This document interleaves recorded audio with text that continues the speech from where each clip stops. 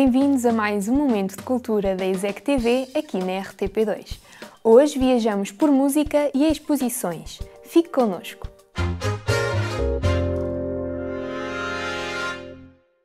As antigas instalações da Coimbra Editora foram ocupadas com a exposição 232 graus Celsius, do coletivo Pescada número 5, um grupo de artistas que tem promovido iniciativas semelhantes na cidade.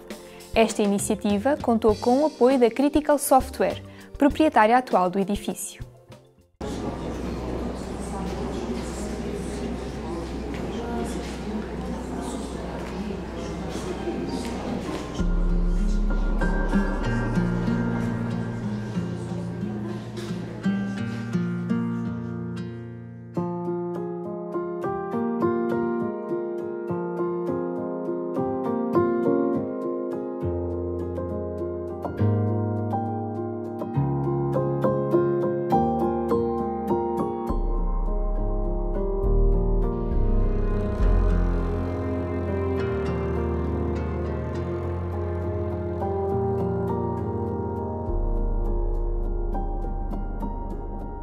A exposição do coletivo Pescada, 232 graus Celsius, parte do livro Fahrenheit 451, que trata-se de um futuro distópico, onde, em um regime totalitário, os livros tornam-se um problema de Estado. Com isso, é criada a figura dos bombeiros, que, em vez de apagar incêndio, queimam livros nesta realidade fictícia.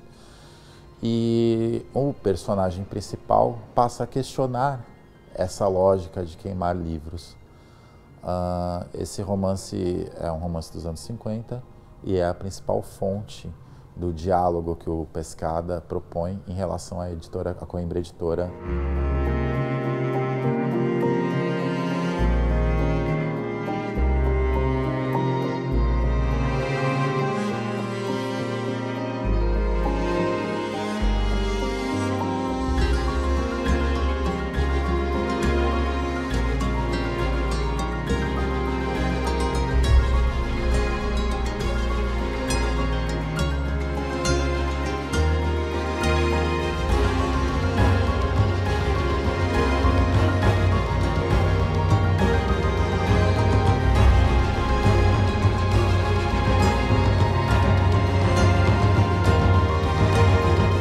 O edifício da Coimbra Editora, que fechou em 2015 e foi adquirida recentemente pela Critical Software, que tem sido a nossa empresa parceira nesta última exposição dos Pescada. A Critical tem planos para um futuro próximo para este edifício, mas nós tivemos a sorte de conseguir realmente atuar nele. Houve uma outra entrevista com vocês em que eu vos disse que os Pescada acordavam espaços que outrora estiveram adormecidos. E eu acho que, mais uma vez, este é o caso. Entendemos que o espaço é um acúmulo de tempos, né? E aqui é um lugar histórico, aqui é um lugar centenário que participou da história de Portugal. A ideia é fazer uma exposição enorme, porque acabou sendo uma exposição com dimensões muito grandes, né? 70 pessoas não é uma exposição pequena. E também maleável, então a exposição está viva, as coisas estão acontecendo, as pessoas estão dando ideias, estamos trabalhando de forma colaborativa para tudo isso acontecer. E essa é a potência do coletivo.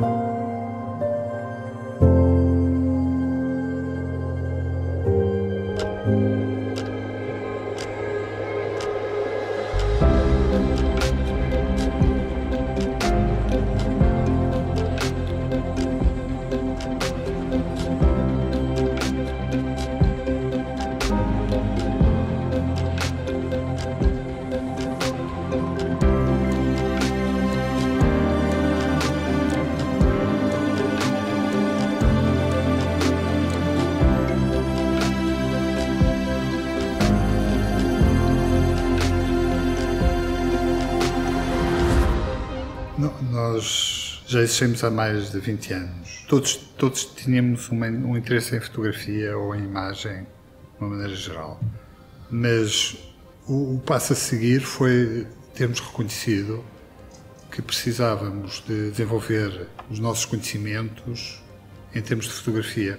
Depois, claro, com o andar das aulas, aquilo evoluía para uma amizade pessoal. Foi num desses trabalhos que surgiu o nome Pescada número 5, porque a professora achou que os nossos trabalhos de casa eram tão maus que chamavam, não era maus, era standardizados, que nos chamou, isto parece uma pescada congelada número 5, não assim.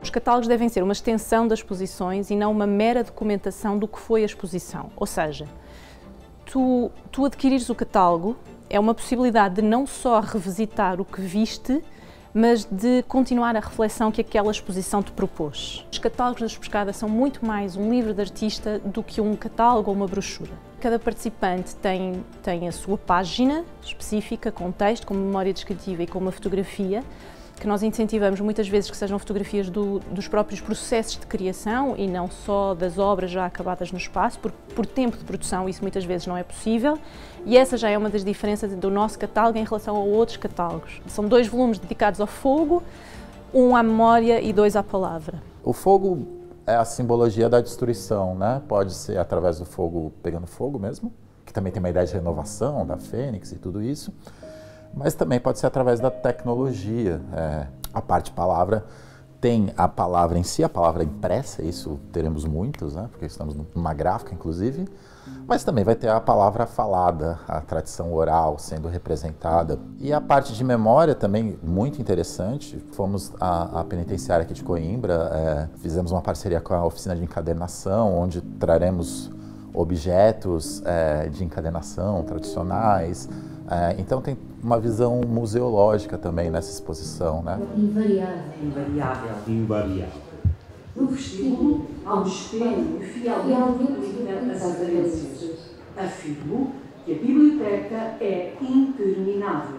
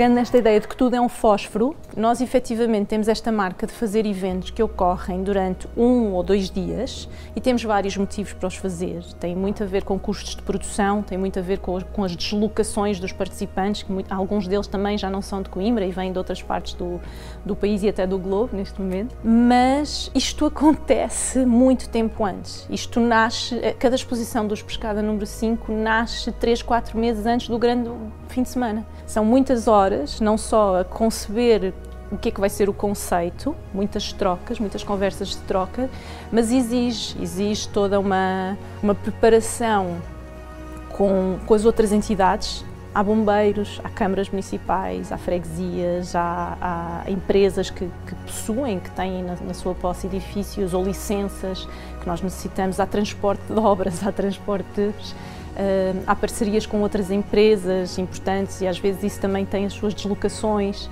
necessárias. Há um trabalho de base para que este fim de semana aconteça com as condições logísticas de segurança que nós temos vindo a oferecer, que é realmente pouco visto, não é? É o que está atrás do palco, como numa peça, como numa produção.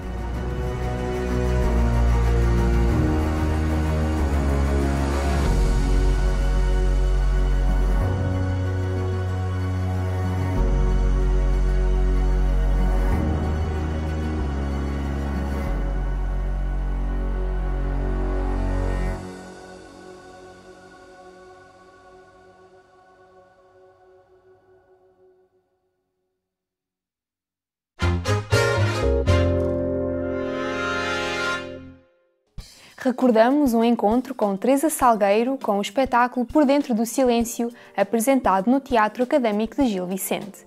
Teresa Salgueiro está a celebrar 35 anos de carreira, com alguns concertos e convidados especiais. O Por Dentro do Silêncio já foi muitas coisas.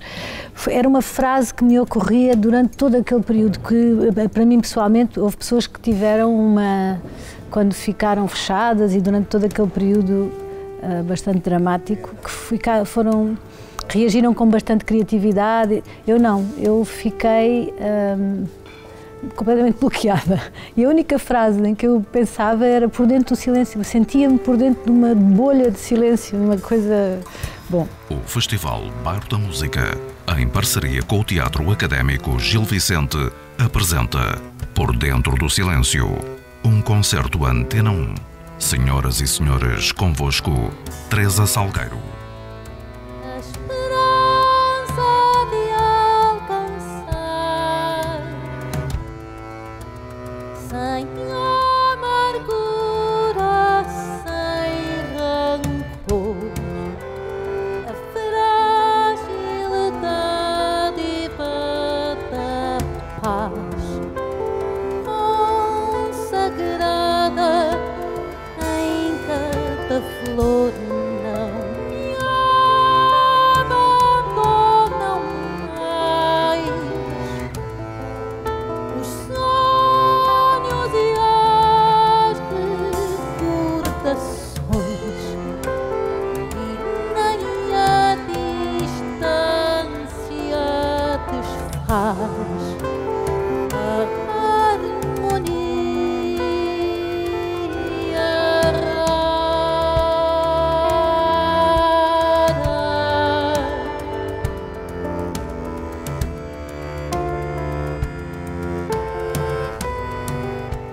O primeiro concerto que eu fiz, curiosamente, foi em abril, para festejar a liberdade, o 25 de abril.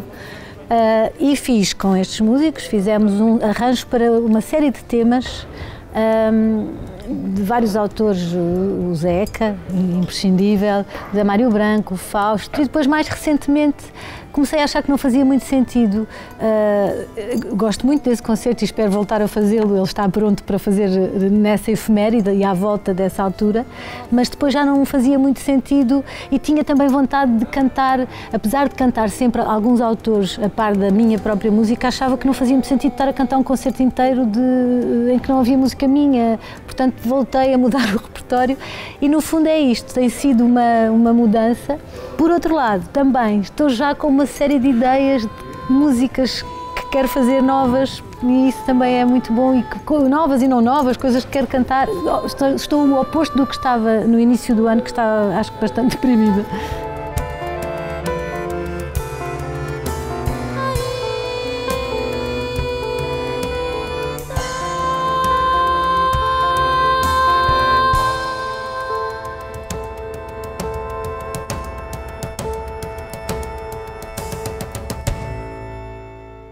Em relação ao concerto anterior, que tinha o mesmo nome, mas pronto, que ainda reflete este momento, não é? Mas este Por Dentro do Silêncio vai desaparecer porque já não sinto isso, já é, já felizmente, e espero que fique no passado. Mas é isso, foi uma necessidade de voltar a algum repertório meu e depois de manter algum repertório que, por exemplo, o Zé, há 3 artistas portugueses que para mim são absolutamente fundamentais, e não são só para mim, mas para mim são, e que eu reverencio e nos quais eu me inspiro, que são mananciais de sabedoria, de inspiração, exemplos de vida, de dedicação à arte, de criatividade, de excelência, que são o José Afonso, a Amália Rodrigues e o Carlos Paredes na guitarra portuguesa e na composição, não é? Na música que fazia. E vou sempre buscar um tema cantado pela Amália. Neste caso, o Abandono ficou do concerto do 25 de Abril, porque fiz questão de o cantar. Porque também ela cantou, a resistência, de certa forma. Somos a promessa orgânica, a resistência à submissão mecânica para a sobrevivência na solidão urbana. Uma clara consciência que completa a equação humana. Basta de retórica vazia, de economia plástica, ganância tóxica fria, pesada consequência, mágoa que se propaga.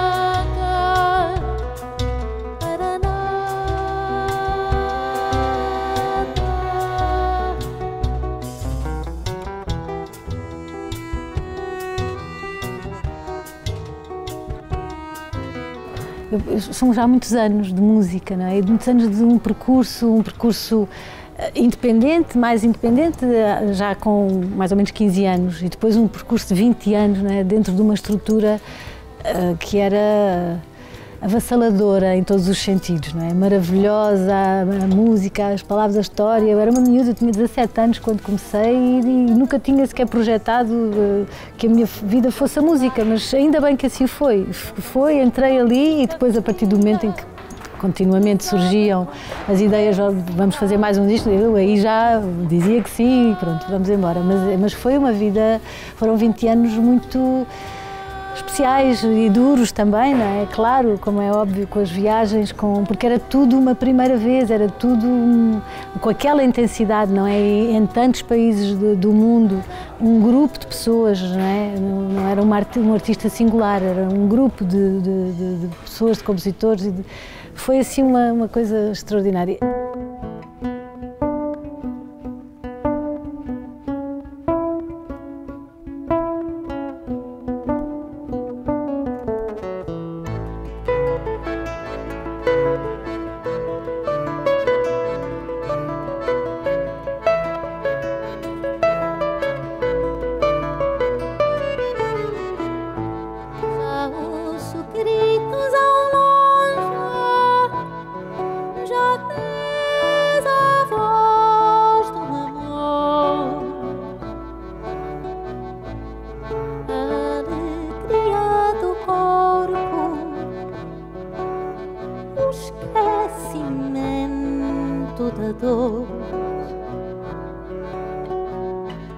Já os ventos recolheram, já o verão se nos oferece. Quantos frutos, quantas fontes, mais o sol que nos aquece. Quantos frutos, quantas fontes, mais o sol que nos aquece, nos aquece, nos aquece. A partir de 2008, 2009, comecei a reunir um grupo de músicos com os quais comecei a fazer um espetáculo que se chamava Voltarei à Minha Terra. Enfim, fui buscar uma série de temas por aí fora, é uma longa história, nunca mais para, mas isto para dizer o quê? Que cada vez mais, Lá está, não é fácil, a vida não é fácil para ninguém, pronto, de cara não é suposto, mas ser músico, conseguir ter uma série de pessoas motivadas a trabalhar connosco é um caminho que se vai fazendo e que se aprende, mas sem dúvida, e pegando nessa mote, não é, que a alegria é aquilo que deve estar presente, ou deve ser aquilo, mesmo que às vezes o caminho para conseguirmos estar juntos, às vezes é difícil, por exemplo, não houve trabalho nenhum, agora de repente está tudo a acontecer ao mesmo tempo e ainda bem, mas às vezes uma pessoa fica, agora como é que vamos fazer tudo? Mas é isso, a alegria tem que ser o objetivo, a música uma pessoa tem a obrigação, não é? Por ser música e por fazer música, de estar feliz. E só estando feliz é que se pode fazer música, porque senão há muitas outras coisas para se fazer na vida, que também fazem falta. Portanto, sim. Tanta coisa para dizer que sim, podia ter dito sim. A certeza das certezas, a alegria das botas.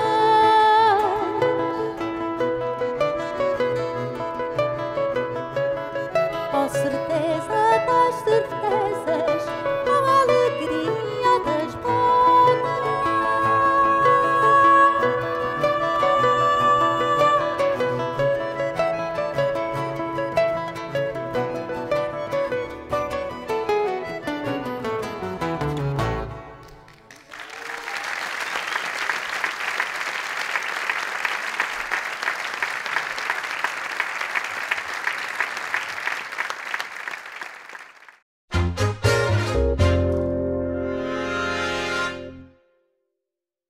Obrigada por ter ficado connosco. Esperamos por si no próximo programa aqui na RTP2. Até lá!